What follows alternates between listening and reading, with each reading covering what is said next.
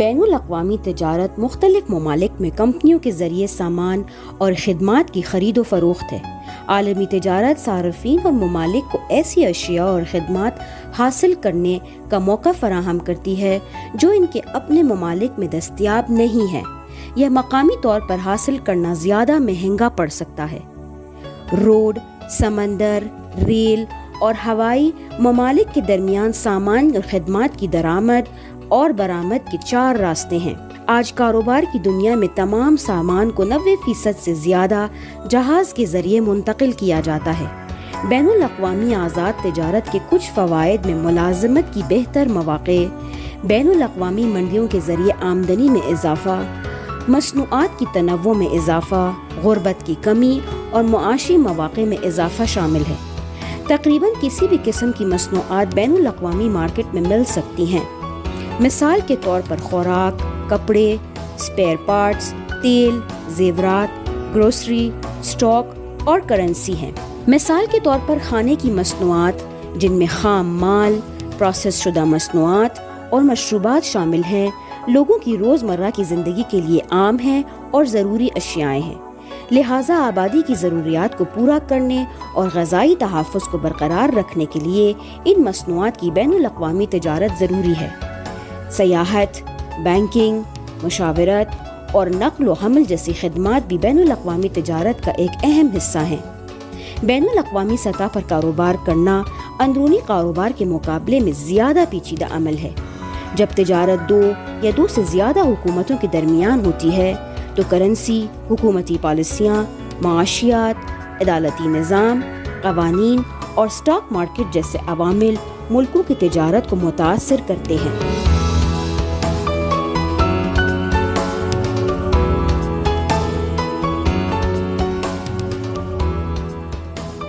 आप देख रहे हैं प्रोग्राम नया दिन। अजीज़ मोअज़्ज़ज़ नाज़रीन, आप सबको एक बार फिर खुशामदीद कहते हैं इस प्रोग्राम में। और ये हिस्सा रहेगा गुफ्तगू का हिस्सा। जिस तरह से आज हमने प्रोग्राम के शुरू में इस बात की तरफ इशारा किया, इंटरनेशनल ट्रेडिंग या वही बैनुल अक़वामी तिजारत के हवाले से आज हमारी तफसीली गुफ्तगू रहेगी।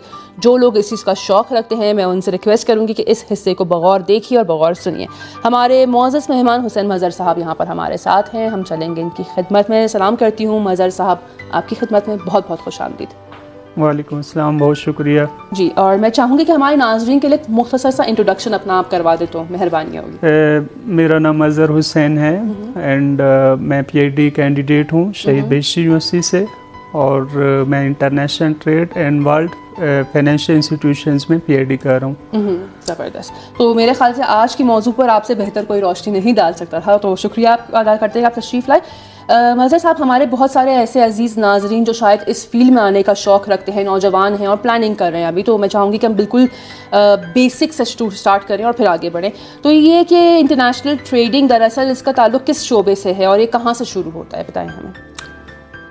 इंटरनेशनल ट्रेड के हवाले से जो है वो, अगर आप स्किल्स के हवाले से बात करना चाह रहे हैं तो कोई स्पेशल इस तरह के स्किल्स नहीं है कि आप जो है वो फ़ौरन वो सीखें और इस फील्ड में आ जाएं। यानी इसके अंदर 2 तरह से हम डिस्कशंस कर सकते हैं कि आप इंटरनेशनल ट्रेड को एज अ प्रोफेशनलिज्म लेना चाहते हैं कि आफ्टर स्टडीज़ जो है वो आप ख़ुद अपना बिज़नेस सेटअप करना चाहते हैं और इसी के अंदर ग्रोथ करना चाहते हैं, तो ये अलग टॉपिक है। एंड अगर आप एकेडमिक्स की तरफ जाना चाहते हैं, स्कॉलर्स बनना है, रिसर्च करनी है, तो इस हवाले से आपका थ्रू आउट जो बैकग्राउंड इकोनॉमिक्स के अंदर होना चाहिए। आपको बेसिक्स इकोनॉमिक्स आनी चाहिए और इकोनॉमिक्स के साथ जो मेन स्किल्स इसके मैथमेटिकल्स भी हैं, स्टैटिस्टिकल भी हैं और इकोनोमेट्रिकल्स भी हैं। तो अगर आप एकेडमिक्स की तरफ जाना चाहते हैं तो ये स्किल्स जो है वो बहुत ज़रूरी है। इन सब्जेक्ट्स के ऊपर आपकी ग्रिप अच्छी होनी चाहिए। और अगर आप जो है वो एज ए बिज़नेस इसको देखना चाहते हैं तो फिर इंटरनेशनल ट्रेड के अंदर जो है वो इंटरनेशनल बिज़नेस मार्केटिंग है और ख़ुद इसके अपने अलग से स्किल्स हैं जो कि आप उसके लिए कोई ज़रूरी नहीं है कि आपकी बड़ी डीप बैकग्राउंड हो इकोनॉमिक्स के अंदर। आपकी कोई भी जो है वो स्टडी या आप कोई छोटा डिप्लोमा भी करना चाहते हैं तो आप करते हैं तो आप इस फील्ड में जा सकते हैं। यानी आपका बिजनेस माइंडेड होना ज़रूरी है अगर आप इस फील्ड में जाना चाहें। Exactly. ये ज़्यादा बेहतर रहेगा। तो ऐसे कोर्सेज जो अभी आपने इशारा यहाँ पर किया या मुख्तलिफ बिजनेस के हवाले से कोर्सेज या फिर जो एकेडमिक्स के हवाले से आपने इशारा किया, आया हिंदुस्तान पाकिस्तान में बआसानी यूनिवर्सिटीज़ में ये सब्जेक्ट्स दस्तियाब हैं? एग्जैक्टली हाँ, सारी जगहों पे पढ़ाए जा रहे हैं और बहुत अच्छी अंदाज में पढ़ाए जा रहे हैं। Yes, well and good. चलते हैं यहाँ पर हम, अगर एक मुल्क जो है उसके पास जो है मिसाल कोई ऐसी चीज़ है जो वो एक्सपोर्ट करना चाह रहा है, दरअसल भेजना चाह रहा है किसी और कंट्री को, या मैं एक बिज़नेस वूमेन हूँ और मेरे पास एक ऐसा प्रोडक्ट है जो मैं दूसरे मुल्कों को वो देना चाह रही हूँ, तो मैं कहाँ से शुरू करूँ और किस तरह से इस चीज़ को मैं आगे बढ़ा सकती हूँ? देखें, इसमें बहुत सारी चीज़ें हैं जो आपको कंसिडर करनी है। फर्स्ट ऑफ ऑल जो है वो आपको मार्केट सर्च करनी है कि आपकी प्रोडक्ट की जो है वो किस मार्केट में क्या वैल्यू है और आपका टारगेट कस्टमर क्या है। ठीक है, तो सबसे पहले टारगेट कस्टमर जो है वो ढूंढने के बहुत सारे तरीके हैं जो मुख्तलिफ लोग इंटरनेट पे कंपनी सर्च करते हैं, उनको ईमेल्स करते हैं, उनके जो एक्सपोर्ट या इंपोर्ट मैनेजर्स होते हैं उनसे जो है वो कन्वर्सेशन स्टार्ट करते हैं। वहाँ से उनकी जो है वो सबसे पहले जो है वो फर्स्ट स्टार्ट हो जाता है कि भाई अब क्या करना है। अच्छा, इसके बाद मोस्ट इम्पॉर्टेंट पॉइंट है वो आपका कॉस्ट बेनिफिट एनालिसिस है कि ये चीज़ अगर जहाँ पे मैं जो मिल रही है, जो मेरी कॉस्ट ऑफ प्रोडक्शन है, और जब ये फ़लाँ कंट्री में पहुंचेगी तो इसकी क्या प्राइस होगी। अब इसके अंदर बहुत सारे जो है वो प्रोसेस इन्वॉल्व हैं, यानी वहाँ से अगर आपकी इसकी जो मेन प्राइस है इसके अंदर आप इंक्लूड करेंगे ट्रांसपोर्टेशन कॉस्ट, जो मोस्ट इम्पोर्टेंट है कि उस कंट्री तक पहुँचाने की ट्रांसपोर्टेशन कॉस्ट क्या है। और आप जिस कंट्री से एक्सपोर्ट कर रहे होते हैं, एक्सपोर्ट की इतनी कोई ख़ास टैक्सेस नहीं होते, एक्सपोर्ट जो कि एक गवर्नमेंट की पॉलिसी हमेशा इनकरेज की होती है। फिर लास्ट डेस्टिनेशन का जो सिटी है जहाँ पे आप भेजना चाह रहे हैं, उस सिटी की इंपोर्ट ड्यूटीज़ होती हैं। बहुत सारे जो कंट्रीज़ हैं उनकी ट्रेड प्रोटेक्शन पॉलिसीज़ होती हैं, डिस्करेज कर रहे होते हैं, वो सारे आपको एनालाइज करना है और आपने एक फ़ाइनल प्राइस निकालनी है। ठीक है, और अपने उस इंपोर्टर को देनी है कि भाई ये चीज़ जो है अगर मैं यहाँ से भेजूँ तो इतने की है, और अगर आप अपने मुल्क से वो ले अगर तो है तो ये इतने की पड़ेगी। तो फिर वो देखते हैं कि हाँ मुझे इसमें तो प्रॉफिट है, सो वो एग्री हो जाता है उस चीज़ को इंपोर्ट करने के लिए और आप एक्सपोर्ट कर सकते हैं। बिल्कुल, तो यानी इन चीज़ों को मद्देनज़र रखना पड़ेगा। अब बात करते हैं इंपोर्ट की। फ़र्ज़ कीजिए कि मैंने वहाँ के किसी बिजनेस माइंडेड शख्स से गुफ्तगू की और हमारे दरमियान जो है वो मामला सेट है, मैं वहाँ से इंपोर्ट करके अपनी कंट्री लाना चाह रही हूँ उस चीज़ को, तो उस वक्त मुझे किन लॉस को और किन चीज़ों को मद्देनज़र रखना पड़ेगा, और आया इसमें कोई कॉम्प्लिकेशंस भी हैं या नहीं है? जैसे कॉम्प्लिकेशंस हैं, बट ये है कि उनको ओवरकम किया जा सकता है। ईरान का केस थोड़ा सा डिफरेंट है, आई थिंक हम बाद में डिस्कस करेंगे, क्योंकि ईरान अंडर सैंक्शंस है और बहुत सारी चीज़ें जो है वो एक कैजुअल वे में नहीं मंगवाई जा सकती, इंपोर्ट नहीं के। बट पाकिस्तान और बाकी दुनिया जो एक दूसरे जिसमें जो है वो ट्रेड नॉर्मल फ्री है, हाँ नॉर्मल हालत में, वहाँ पे कोई प्रॉब्लम नहीं है। तो सबसे पहले अगर आप इंपोर्ट करना चाह रहे हैं कोई चीज़, तो उसकी जो है वो कॉस्ट बेनिफिट एनालिसिस उसी तरह से करना होगा। वैसे अगर बाद लोग सैम्पलिंग पहले करते हैं, मसलन चीज़ मंगवाते हैं, टेस्ट करते हैं, उसको देखते हैं कि भाई ओके है या ओके नहीं है, लेकिन उसके साथ जो मोस्ट इम्पॉर्टेंट यही है कि आप इंपोर्ट करना चाह रहे हैं तो आपकी उसकी यही कॉस्ट है, यानी उसकी वहाँ की जो है वो मेन उसकी वैल्यू क्या है, फिर ट्रांसपोर्टेशन कॉस्ट क्या है, और वो एक और मेन जो पॉइंट है इंपोर्ट एक्सपोर्ट के अंदर वो डिलीवरी टाइम्स है, नंबर ऑफ डेज हैं, कितने दिन के बाद वो आप तक पहुँचेगी। बहुत यानी इंपॉर्टेंट होता है मार्केट के अंदर कि वो चीज़ इस टाइम पे आपके पास। खास वजह इसकी ख़ास वजह ये है कि फॉर एग्जांपल आपकी कमिटमेंट है अपने कस्टमर्स के साथ कि ये चीज़ जो है वो फलां डेट तक मैं आप तक सप्लाई कर सकता हूँ या कर सकती हूँ, और अगर आपको जो है ड्यू टू सप्लाई डिसरप्शन या बहुत सारे और फैक्टर्स इन्वॉल्व होते हैं इंपोर्ट एक्सपोर्ट में, अगर आप उस टाइम पे नहीं पहुँचा पाते वो चीज़, तो एक बैड इंप्रेशन जाता है आपके कस्टमर के। इसलिए ज़रूरी होता है कि आप नंबर ऑफ डेज भी अपने कस्टमर से, अपने एक्सपोर्टर से पूछ सकते हैं, या आप खुद कैलकुलेट करते हैं कि भाई इतने दिनों में ये चीज़ पहुंचेगी। हाँ, और मोस्ट इम्पोर्टेंट ये होता है कि आप उस जिस कंट्री में इंपोर्ट कर रहे हैं, लाइक पाकिस्तान है, तो उसकी डॉक्यूमेंटेशन बहुत ज़रूरी है। आपके पास पाकिस्तान में आई फॉर्म होता है इंपोर्ट फॉर्म के लिए, बैंकिंग चैनल इन्वॉल्व होते हैं, पूरी डॉक्यूमेंटेशन होती है। फिर मोस्ट इम्पोर्टेंट वो टैक्सेस होते हैं, इंपोर्ट ड्यूटीज़ कितनी है, कि वो इंपोर्ट ड्यूटीज़ डालने के बाद क्या वो चीज़ जहाँ पे आपके कस्टमर्स के लिए आपके लिए प्रॉफिटेबल है भी या नहीं है। अच्छा, एक सवाल मैं पूछना चाहूँगी कि हर मुल्क के जो है वो अपने ख़ास कवानीन रहते हैं, लॉज एंड रूल्स रहते हैं उनके। तो ये कि मैं जिस मुल्क में वो चीज़ या वो प्रोडक्ट या कोई भी शख्स ये प्रोग्राम देख रहा है उस प्रोडक्ट को वहाँ पर एक्सपोर्ट करना चाह रहा है, भेजना चाह रहा है, तो क्या मुझे वहाँ के रूल्स एंड लॉज को फॉलो करने की ज़रूरत है, यानी अपने उनके जो कानून है या नहीं? क्योंकि मैं एक्सपोर्ट कर रही हूँ, मेरा काम यहाँ से ख़त्म, जब तक वो चीज़ वहाँ पहुँच जाए तो ख़ुद उनको हैंडल करना है, या किस तरह से? देखिए, ये टर्म्स पे डिपेंड करता है कि आपके टर्म्स क्या हैं आपके एक्सपोर्टर और इंपोर्टर के बीच में। बहुत सारे टर्म ऐसे होते हैं, जैसे बाज आप अगर एक्सपोर्टर हैं तो आप हम एक टर्म यूज़ करते हैं DDP, यानी आप जो है वो डोर डिलीवरी सर्विसेज वहाँ पे करेंगे। मतलब आपने ये चीज़ जो है वो, मतलब फॉर एग्जांपल मोबाइल जहाँ से भेज रहे हैं और किसी भी कंट्री में आप उसके लास्ट वेयर हाउस तक देना चाह रहे हैं, तो आप सारी चीज़ें उसमें इंपोर्ट ड्यूटीज़ वगैरह सारी चीज़ें कैलकुलेट करेंगे, ठीक है।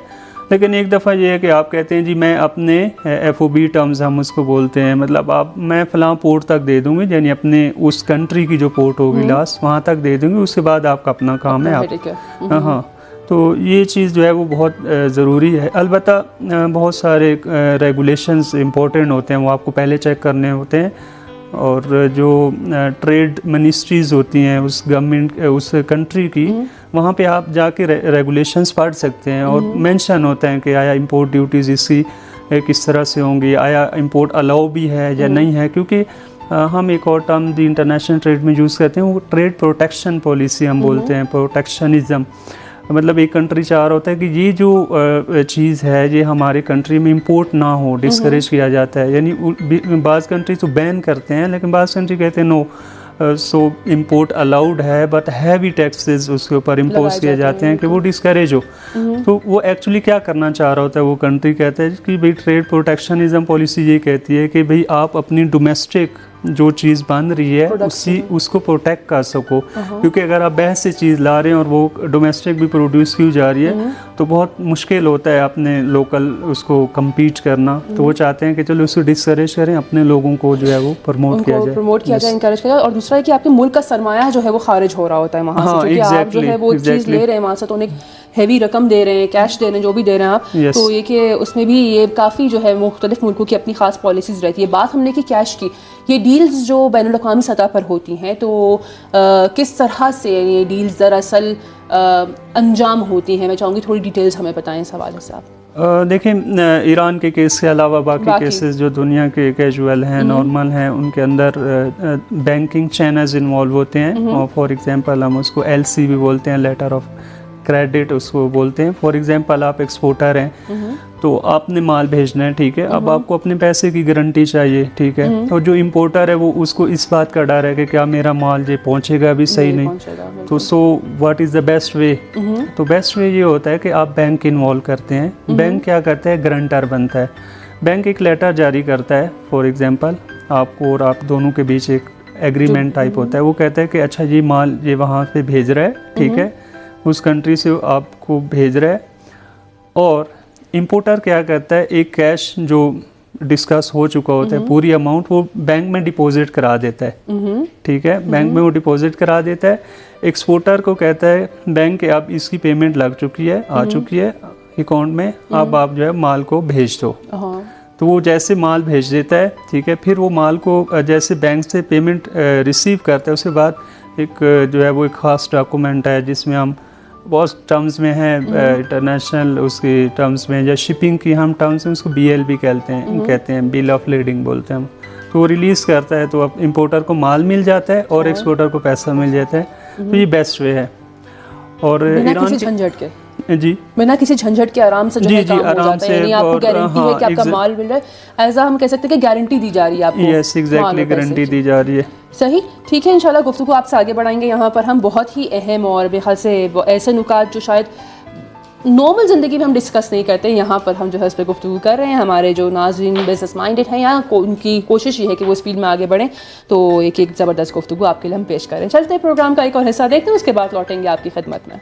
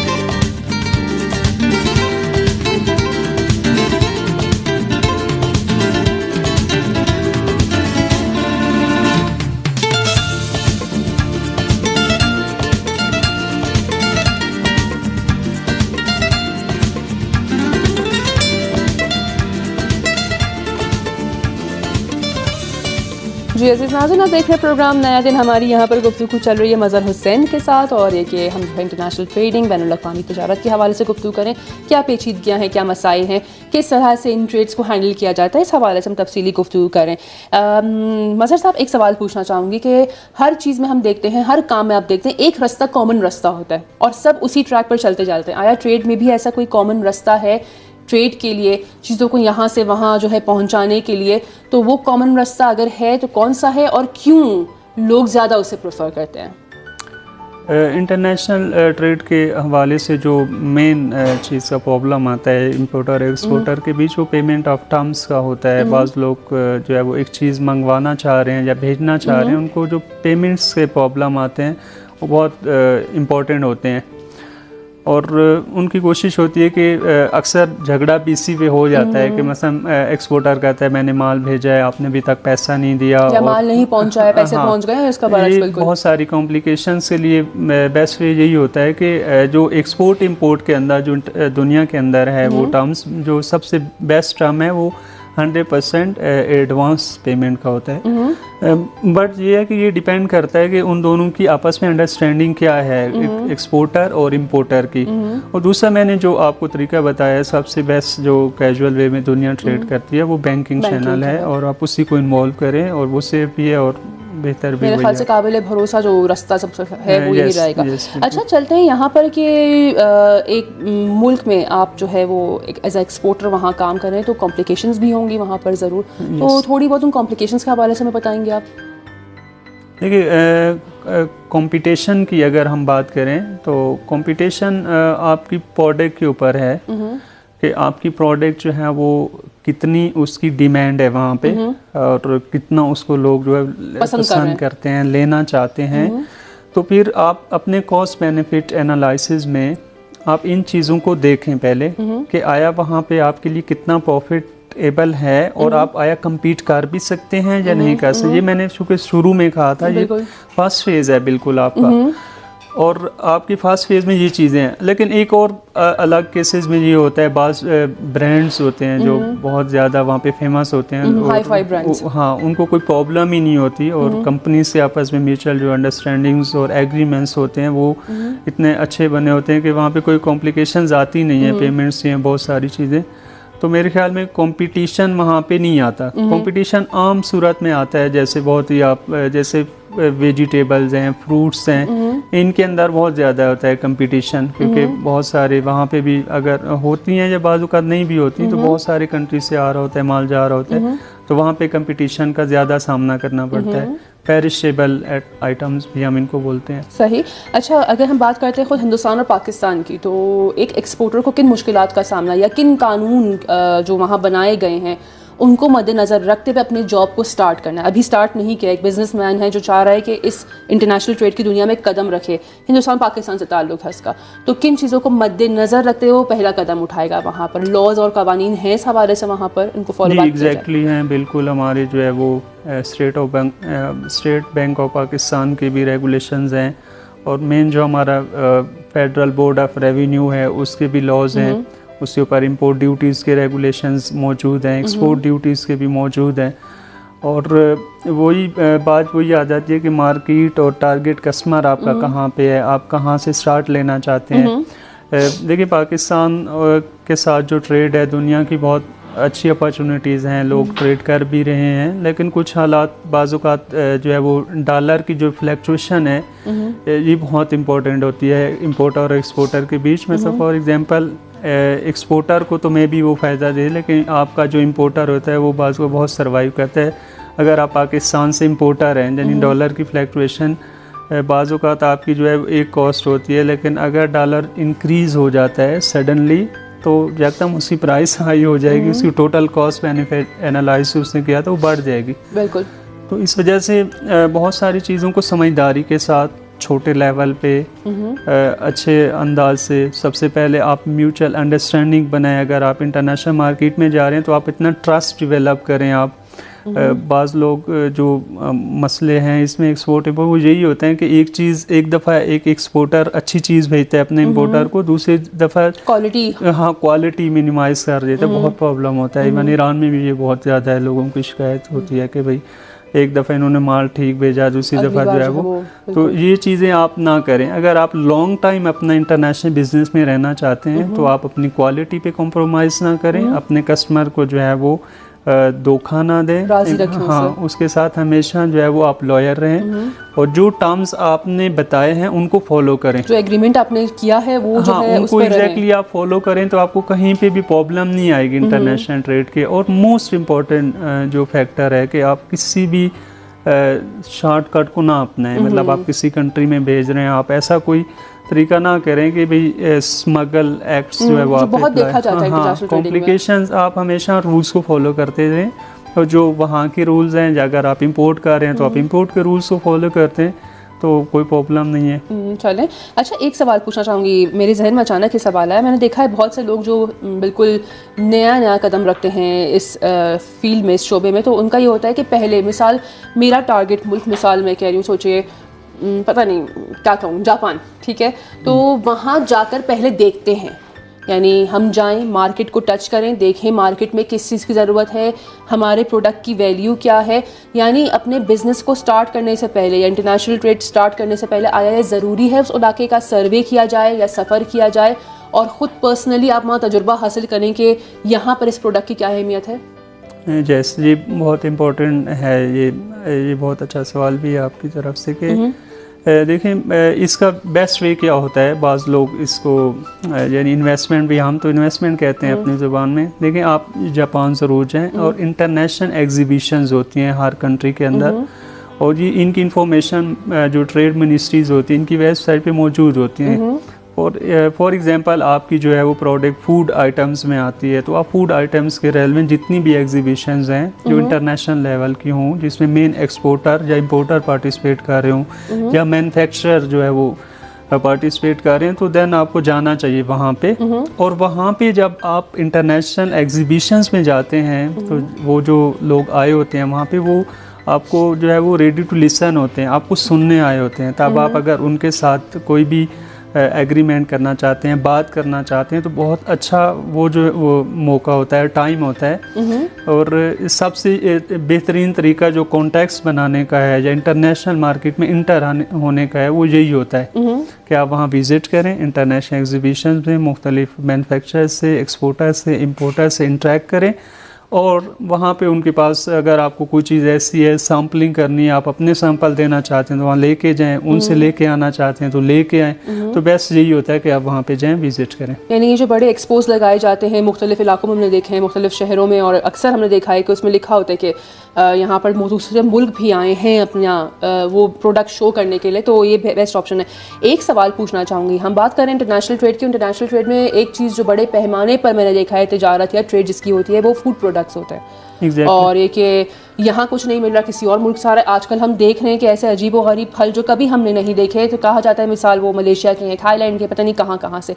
तो फ्रूट का ट्रेड जो है मेरे ख्याल से थोड़ा कॉम्प्लिकेटेड मसला है, बिकॉज ख़राब हो सकता है। अगर प्रोडक्ट है तो एक्सपायरी डेट इसकी नज़दीक है, तो इसे किस तरह से मैनेज किया जा सकता है अगर कोई इस काम में पहली बार कदम रखना चाह रहा है? देखें अलबत्ता ये जो आपने बताया है कि इसको हम पेरिशेबल आइटम्स कहते हैं जो जल्दी ख़राब हो जाते हैं और आपको बड़ा हैवी लॉस भी पे करना पड़ता है इसके लिए। अलबत्ता सेफ वे भी हैं इसके। अगर हम, चूँकि हम शिपिंग और एक्सपोर्ट इंपोर्ट के बिज़नेस से कनेक्टेड भी हैं, तो हमें आइडिया है कि इसके अंदर क्या चीज़ इंपॉर्टेंट है। बहुत सारे हमारी टर्म्स में, शिपिंग में और आपकी सादा ज़बान में जो कंटेनर्स हैं और बहुत सारी गाड़ियाँ ऐसी जिनको हम रीफर बोलते हैं, रीफर यानी RF, उसके अंदर क्या होता है कि वो उनके अंदर फ्रिज लगे हुए हैं, रेफ्रिजरेटर्स हैं, ठीक है, कूलिंग सिस्टम उसका हाँ पूरा कूलिंग सिस्टम है, और आप उनके अंदर जो है वो रखें और किसी भी जगह पे मूव करें, नो प्रॉब्लम। बट आप मेरे ख्याल में जो बेस्ट है, आप हमेशा उस कंट्री को जो है वो सिलेक्ट करें जहाँ पे मिनिमाइज आपका टाइम लगे पहुँचाने का, ताकि चीज़ ख़राब भी ना हो और कोई प्रॉब्लम ना हो। इस वजह से जैसे ईरान और दुबई के बीच है, तो ईरान और दुबई के बीच 1 से 2 दिन है, तो बेस्ट है बहुत लोकेशन। पाकिस्तान और ईरान के बीच जो है अगर जल्दी हो तो बहुत सारी चीज़, मतलब जहाँ तेहरान से तफ्तान तक 2 दिन लगते हैं। पोर्ट बीच में जो आता है आसानी हाँ,